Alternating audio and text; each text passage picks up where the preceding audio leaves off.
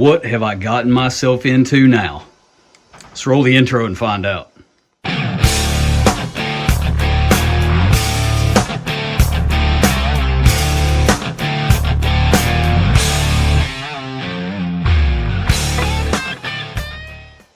What's going on, everybody? So, as you guys can tell, I might have a micro crawler addiction. I thought big crawlers were a problem. Nope.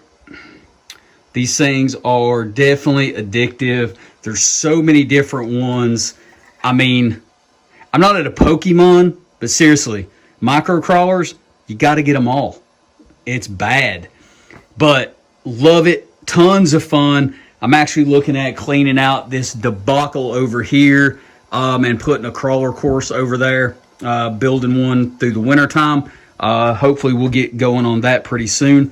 But I haven't really done any videos on this. I've been doing this now for about 6 weeks and really didn't want to do a video on them because I didn't really know anything about them.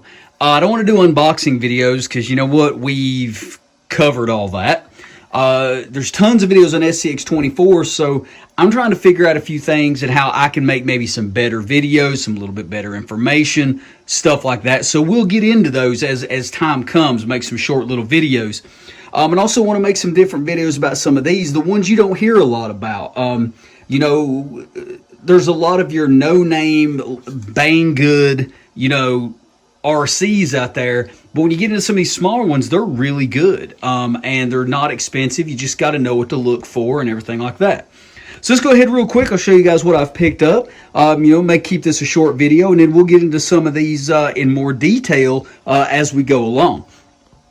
Definitely have a lot of Trial stuff here, do a lot of reviews on some of this stuff. But let's start out here with the first one I ever bought. This was the SCX24 Jeep. As you can see, done a few things to the body. Here's the chassis for it, doing a bunch of upgrades to this.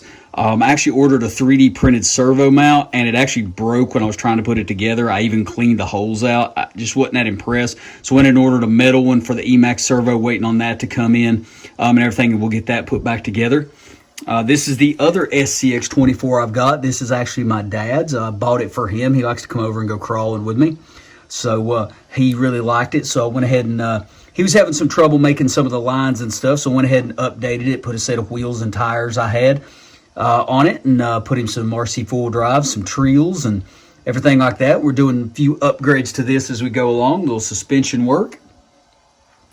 And over here, this is the Atlas 6x6 by FMS. This thing is amazing. It's not the most capable crawler, but it looks really cool. It's got that old military truck look, magnet mounted body, 6-wheel drive. It's not perfect, but it is great. It does climb really well, and I've actually got some parts coming in we're going to talk about. We're going to do maybe a climbing test. So this is the CR18. This is by Hobby Plus. I got this through Cross RC. They make a lot of military trucks and stuff like that. Just knock into the table.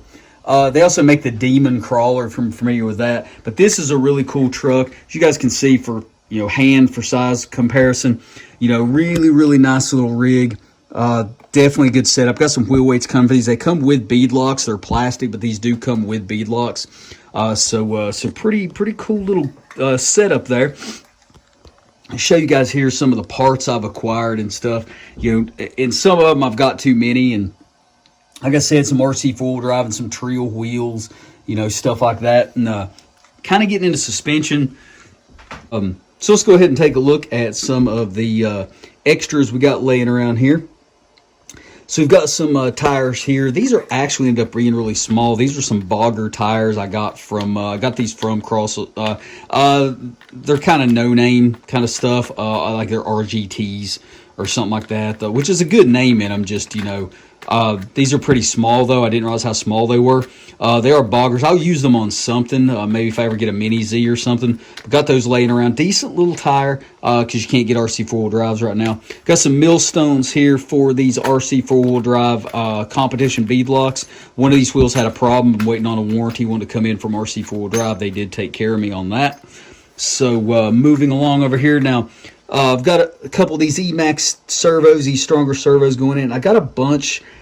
I went a little crazy with these. I actually messed up and ordered two kikes, two of these kikes ones from online. You know, they weren't a few bucks. I've also got a hot racing one. I did order this trail one. I wanted to test it. I really like trail stuff, so I got to send. I've heard a few positives and negatives about this. We'll throw it on, we'll test or something. Maybe I'll punt that off to somebody. And I do actually have a couple of the Shapeways ones that honestly I forgot I ordered. So I've got quite a few steering links and not a ton of trucks for them to go on. But that's all, you know, that's all good. So we got actually a set of factory SCX24 shocks here. I've got a plan for these. I do have some really cool shock bodies coming in, but I'm going to need to steal some parts. And I actually have these CR18 and CR24 upgraded adjustable aluminum shocks. I'm going to try to maybe bastardize a set of these together and try to make a set of shocks maybe for the Jeep. But we'll play around with that and see if we can make that work. It's a little tricky, but we'll see if we can make that work. Got a few different motors and electronics here.